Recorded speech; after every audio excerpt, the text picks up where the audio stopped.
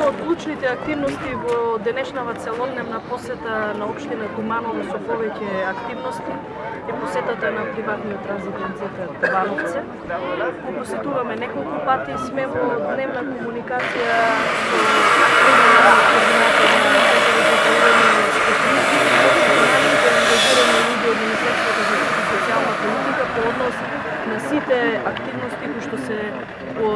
изведуваат тука и кои што се во тек, планираните и оние кои што се во тек. Во моментот состојбата во транзитниот центар е, како да кажам, повеќе од она што е можен капацитет во кампот, односно станува збор за присутни повеќе од 1400 лица, за кои што дел се сместени во кампот, дел се на граничниот камен, меѓутоа сите субјекти кои што работат на хуманиот третман и грижата за луѓето во кампот се грижат и да обезбедат да бидат снабдени со храна, со топол оброк, да имаат услови за одржување на лична хигиена, да биде пружена медицинската помош која што им е неопходна. Меѓутоа, една од причините зошто денеска сум тука е и да изразам надеж дека состојбите ќе се решаваат на начин на кој што ќе биде одлучено и на денешниот самит, меѓутоа и во координација на институциите задолжени за регулирање на активностите во приватните центри и во Табановце и во Винојуг, да ја ублажат оваа мака на овие луѓе кои што денеска се сместени тука.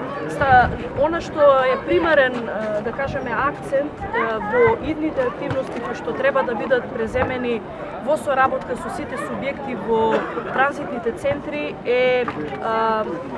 обидот да се направи поделба во бројчаната состојба помеѓу прифатниот центар Табановце и прифатниот центар Винојуг Гевгелија, за да може да се растерети притисокот на Табановце, а да се обезбедат похумани услови за сместување на лицата во транзитните центри.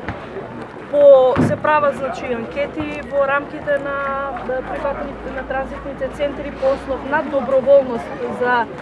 префрлање, односно сместување во кампот во Винојуг, за да може да ставиме акцент пред се на доброволноста, без при тоа некој да биде приморан да мигрира кон југ, без да му биде обезбедена гаранција дека ќе биде сместен и дека ќе добие истите услови. За жал, доброволноста е слаба. Станува збор за деновиве, имаме 20 на луѓе кои што прифатија доброволно да бидат сместени во транзитниот центар во Винојуг. Меѓутоа, оваа бројка сигнализира дека е неопходно активирање на таа активност на сите субјекти тука, за да може да се обезбеди, да се растерети притисокот во Табановце. Дополнително сакам да истакнам дека во координација со Црвениот крст, Министерството за труд и социјална политика деновиве ќе се јави како носечки субјект во набавката на топлите оброци за лицата кои што се во транзитните центри. Користиме грант од Европската банка за развој по однос на набавка на храна за цела 2016 година, така што во голем дел и теретот за снабдување со основни и потребни намирници за храна на лицата во транзитните центри ќе преземе Министерството за труд и социјална политика, без при тоа да ги исклучиме сите останати невладени организации кои што донираат храна и се нашле во најтешките моменти за луѓето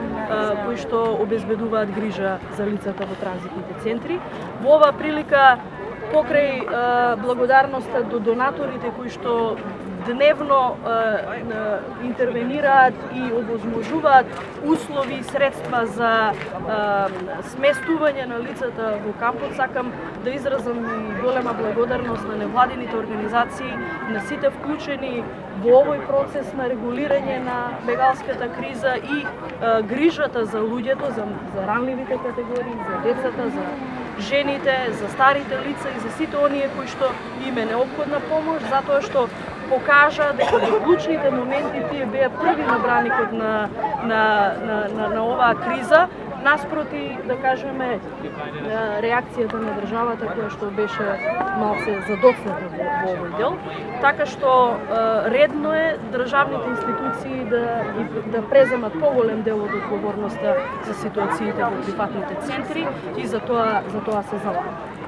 Во контекст на ова исто така сакам да истакнам дека денеска на работната средба со градоначалникот на општината Куманово договоривме еден поголем инфраструктурен проект, повторно благодарение на донација од